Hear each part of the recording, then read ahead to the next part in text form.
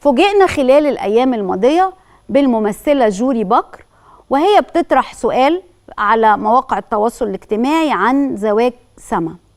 السؤال بيقول: هل زواج الأشخاص من أصحاب متلازمة داون جائز من الناحية الشرعية أو الدينية؟ السؤال ده الحقيقة أثار حالة كبيرة جدا من الجدل والغضب، لأنه في عدم مراعاة لمشاعر كل الأسر اللي عندهم نفس الحالة أو الأشخاص من ذوي الهمة.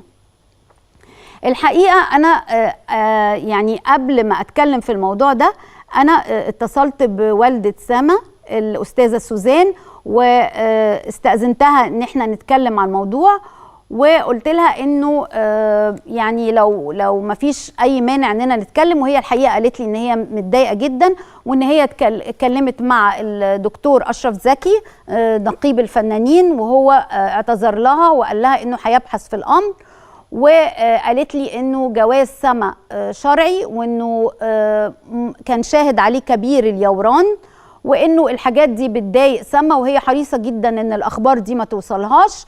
وقالت لي يعني ارجوكوا سيبوها في حالها، الناس لازم تسيبها في حالها بقى وكفايه تنمر. وانا حتى كلمت جوزها وقلت لهم يا ريت ما يفتحوش الانترنت علشان سما ما تقراش الاخبار والحقيقه تزعل، واحنا بنقول لها حقك علينا كلنا وما تزعليش، وان شاء الله ان شاء الله الدكتور اشرف زكي هيقوم باللازم. وهو فعلا اعتذر وهي تقبلت اعتذاره، وكمان الفنانه جوري بكر نزلت اعتذار على صفحتها، والاستاذه سوزان مش متقبله الاعتذار وبتقول انه الحقيقه هي زعلت جدا من التنمر وكفايه بقى تنمر واساءه. واحنا بنقول لها يعني حاجه من القلب انه احنا لا يمكن نقبل التنمر، وسما نفسها قالت في برنامجها انها بتاخد حقها بالقانون.